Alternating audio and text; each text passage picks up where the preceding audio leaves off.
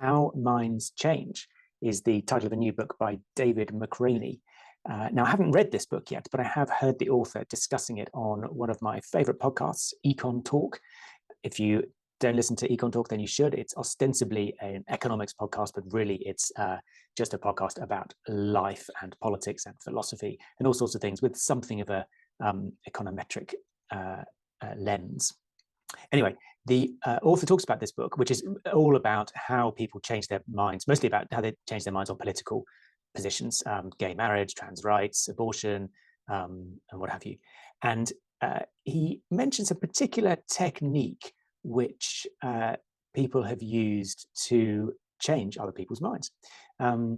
And the technique goes as follows. You're in a discussion with someone about some political issue, and you say to them, what's your opinion of this policy? On a scale of 1 to 10, rate how good or bad, how good this policy is. And your conversation partner presumably thinks the policy is a terrible idea, and they'll say something like, oh, it's a 3. It's a terrible policy, one of the worst policies I've ever heard about. And then you follow up with a question, well, why is it not 0? Why did you give it a 3 and not 0? And that encourages your conversation partner to explicitly talk about the kind of, the benefits of the policy. Oh, it's not all bad. There's a few things going for it. That's why I didn't give it a 0.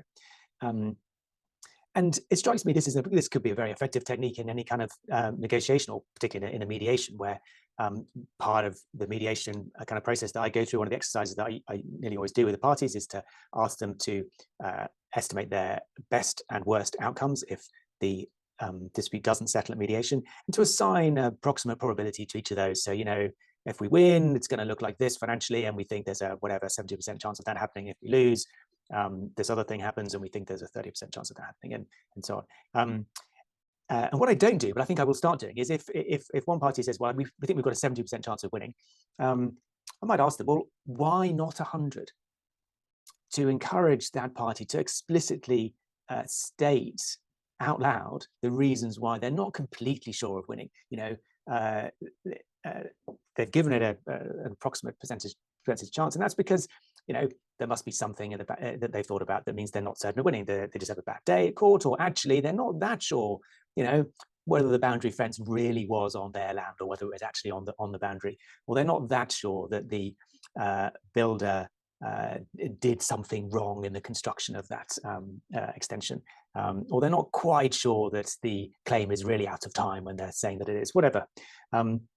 And by explicitly asking each party, and obviously you've got to do this with both the parties, to state the reasons why they're not completely sure they're going to win, will help balance the pros and cons of settling versus continuing to court in their mind.